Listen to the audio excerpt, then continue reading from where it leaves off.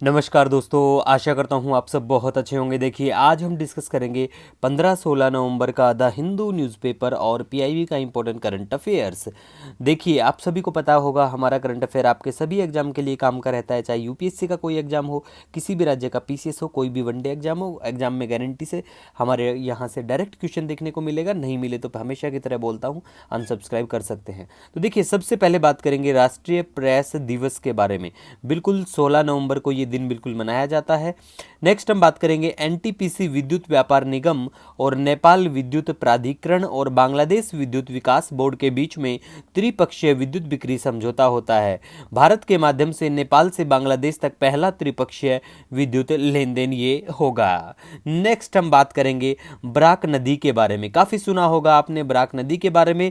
ये मणिपुर की पहाड़ियों से निकलती है और बांग्लादेश में सरमा और कुशियारा के रूप में प्रवेश करती है और बाद में ये मेघना के नाम से भी जानी जाती है।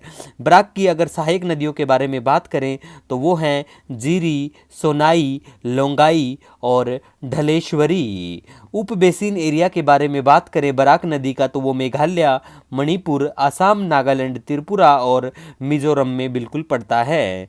नेक्स्ट हम बात करेंगे तरुणेर तरुणेर सपना योजना। ठीक है, तो देखो ये जो योजना है ये पश्चिम बंगाल की है और ये टैबलेट योजना है। इसमें काफ़ी फ्रॉड देखने को मिले थे, काफ़ी एफआईआर भी दर्ज हुई थी। टैबलेट वही टैबलेट यंत्र जिसकी वजह से बच्चे पढ़ते हैं और दूसरे भी काम देखते हैं उनमें। ठीक है, तो ये वही टैबलेट योजना पश्चिम बंगाल सरकार की है, सिर्फ इतना याद रख लेना। नेक्स्ट हम बात करेंगे बांधवगढ़ टाइगर रिजर्व के बारे में। देखो, विंध्या और सतपुड़ा की पहाड़ियों पर फैला हुआ है ये टाइगर रिजर्व, मध्य प्रदेश में बिल्कुल है। और बाघों की उच्चतम संख्या के बारे में बात करें तो बाघ सबसे ज्यादा कहां देखने को मिलेंगे? आपको मध्य प्रदेश में ही देखने को मिलेंगे। लेकिन अगर हम बात करें हाथियों के बारे में तो हाथी सबसे ज्यादा कर्नाटक में, इनकी संख्या, सर्वाधिक संख्या हाथियों की कर्नाटक में देखने को मिलेगी। लेकिन बांधवगढ़ जो टाइगर रिजर्व है ये रॉयल बंगाल टाइगर के लिए बिल्कुल जाना जाता है।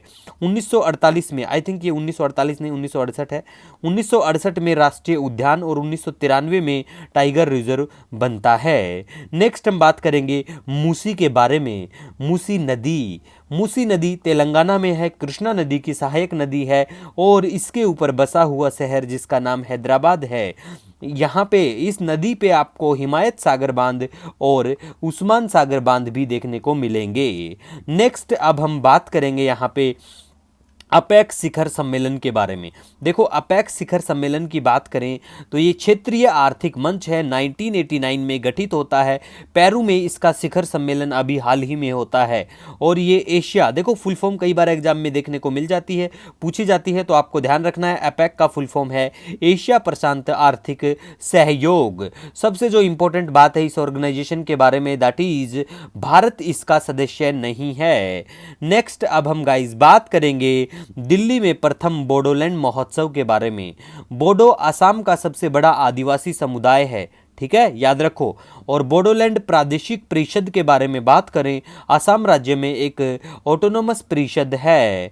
भारतीय तटरक्षक बल ने पारादीप में क्षेत्रीय स्तर पर प्रदूषण प्रतिक्रिया अभ्यास किया। इतना इंपॉर्टेंट ये नहीं है, लेकिन पिनाका जो मल्टी बैरल रॉकेट लॉन्चर है वो बहुत इंपॉर्टेंट है, हर एग्जाम के लिए काम का है Pinaka multi barrel rocket launcher. ठीक है, तो पहली बार इसका प्रयोग कारगिल युद्ध में किया गया था और डीआरडीओ की प्रयोगशाला armament research and development establishment द्वारा इसको डिजाइन दिया गया। 60 से 75 किलोमीटर गतिशीलता के लिए टाटा ट्रक पर इसको लगाया गया। देखो, ये तो आपसे कोई नहीं पूछेगा कौन से क्या ट्रक पे लगाया गया, लेकिन सबसे जो इंपॉर्टेंट बात यहां पे है कि डीआरडीओ की प्रयोगशाला armament research and development establishment के द्वारा इसको डिजाइन किया गया, ये बिल्कुल याद रख लेना। और पहली बार इसका प्रयोग कारगिल युद्ध में किया गया था। ठीक है, नेक्स्ट हम बात करेंगे ऑपरेशन द्रोणागिरी के बारे में।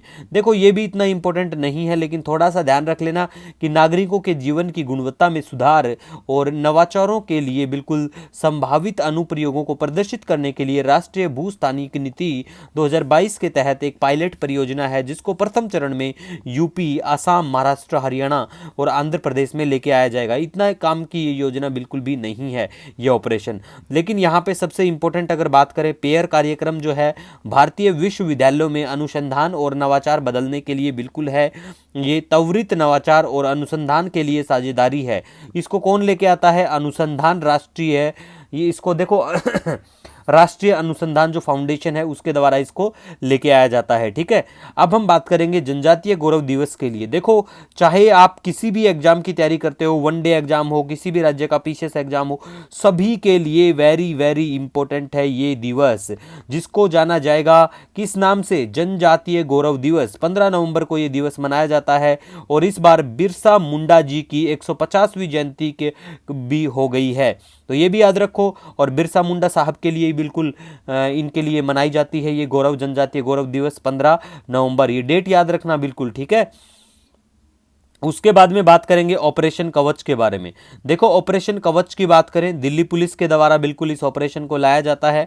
अपराधियों और मादक पदार्थ तस्करों के खिलाफ कार्रवाई से संबंधित है।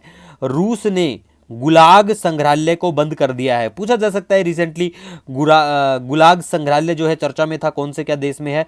तो ये कहाँ पे है? ये रशिया में है। ठीक है, रशियन एक ही बात है, रशिया और रशियन, ठीक है, कोई फर्क नहीं है ज़्यादा, वही है। तजाकिस्तान ने पिछले 3 दशकों में 1000 ग्लेशियर खो दिए हैं।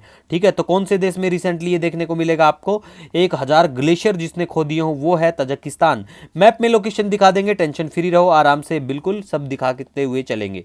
नेक्स्ट हम बात करेंगे कैंपबेल फुटबॉलर को टाटा स्टील वर्ल्ड 25K का एम्बेसडर घोषित किया गया है। किसको किया गया है? कैंपबेल को, और ये फुटबॉल से संबंध रखते हैं। नेक्स्ट गाइज हम बात करेंगे बेसिक के बारे में। बेसिक देश जो हैं उनमें कौन कौन से देश आते हैं? जैसे ब्राजील हुआ, दक्षिण अफ्रीका हुआ, भारत हुआ और चीन। नेक्स्ट हम बात करेंगे ट्रंप ने, वही ट्रंप यूएसए के जो राष्ट्रपति अभी बने हैं, ट्रंप ने मैट गेट्स को अटॉर्नी जनरल नियुक्त किया है। विश्व का सबसे बड़ा मूंगा सोलोमन द्वीप, कोरल एटोल। ठीक है, तो ये याद रख लेना, कहां पे? सोलोमन द्वीप। मैप में लोकेशन आपको दिखा देंगे, टेंशन फ्री रहना। अब हम आज आपको मैप में लोकेशन दिखाते हैं, पेरू की लोकेशन दिखाते हैं। देखो, ये आपको मैप दिखेगा, ठीक है, यहां पे ये जो है डॉटेड लाइन में ये है पेरू, चिली नीचे ये बिल्कुल पड़ता है, ये अर्जेंटीना है, उरुग्वे है, बोलिविया है, ब्राज़ील है और ऊपर है इक्वाडोर। जो फेमस देश हैं ये बिल्कुल मैंने आपको दिखा दिए हैं सारे, और मैप में डेली लोकेशन देखा करो, सब कवर हो जाएगा। अब यहाँ पे मैप में इसमें दिखाते हैं अब आपको लाओस। ये लाओस है, कमेंट सेक्शन में कमेंट करके बताना लाओस को कौन कौन से देशों की बाउंड्री टच करती है। ठीक है गाइज, क्योंकि देखो लाओस में हमारे आई थिंक उपराष्ट्रपति साहब की विजिट होती है भारत की तरफ से। अगर कोई भी डेलीगेशन यहाँ पे जाता है तो हमारे लिए वो चीज़ फिर इंपॉर्टेंट बन जाती है। ठीक है, तो ये ध्यान रख लेना। उसके बाद में बात करें सोलोमन आइलैंड के बारे में, तो देखो ये जो डॉटेड लाइन है ये है यहाँ पे सोलोमन आइलैंड, और ये पड़ता है पैसिफिक ओशियन। ठीक है, तो पैसिफिक ओशियन में ये आपको नजर आएगा। उसके बाद में गाइज आज आपको हम घुमा देते हैं तजाकिस्तान। ये देखो मैप में लोकेशन ये है तजाकिस्तान।